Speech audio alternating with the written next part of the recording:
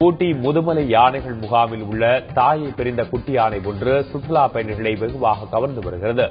ஒசூர் வனப்பகுதியில் தாயை பிரிந்து தவித்து வந்த ஒரு மாதமே ஆன குட்டி யானையை நாய் கடித்ததால் காயங்களுடன் மீட்கப்பட்டது.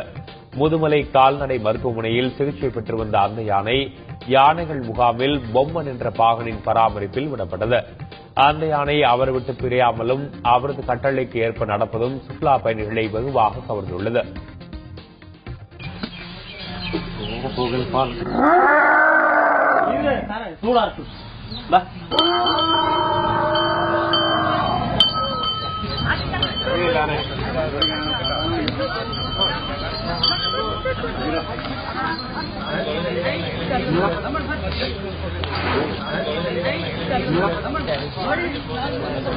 What